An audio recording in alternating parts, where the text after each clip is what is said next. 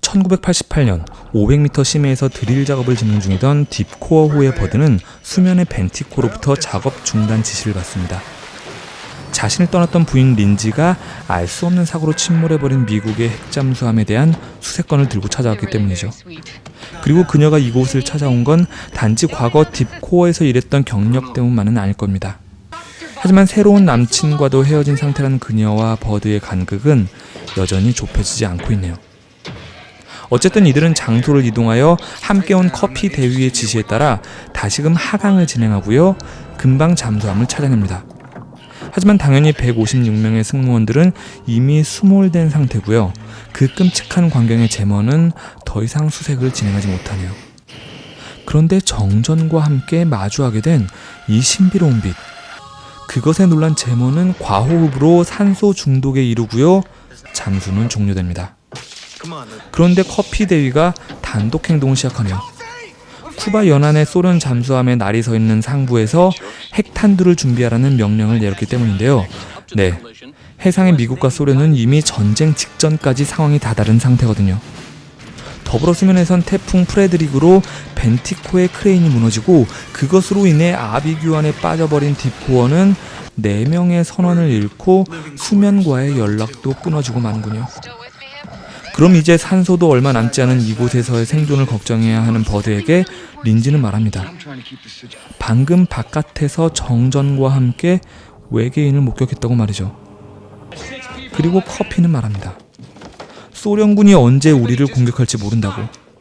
이 무시무시한 핵탄두를 상부와의 연락도 끊긴 채 가지고 있으니 말이죠.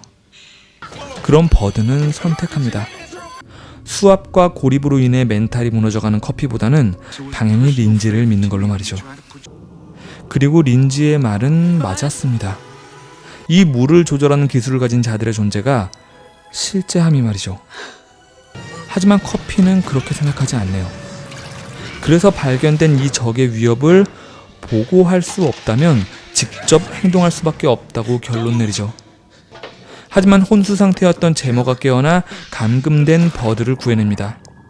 그리고 버드는 이 어마어마한 추위를 뚫고 불안해하던 커피를 힘겹게 제압해내는군요. 그러나 이런 위협은 그의 폭주를 오히려 부추기죠.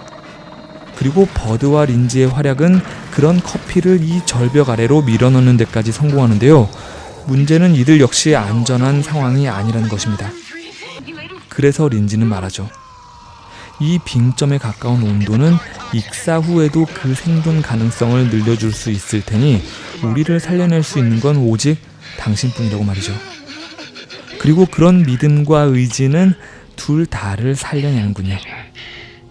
그럼 이제 남은 일은 앞으로 마주하게 될 어마어마한 수압에도 압착되지 않을 이 액체 산소와 함께 저 끝이 보이지 않는 해구 속으로 들어가는 일입니다. 커피가 내던져 놓은 핵탄두의 폭발 시간이 얼마 남지 않았기 때문인데요.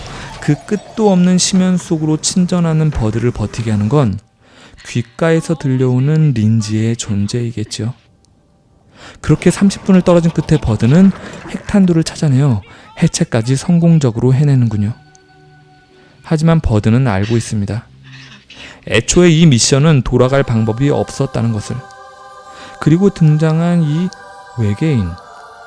아니, 외계인들은 보고 있었네요. 힘과 폭력으로 점철된 편협한 인간들의 세상에서는 볼 수 없었던 사랑과 헌신의 모습 역시 인간이 함께 가지고 있었음을 말입니다.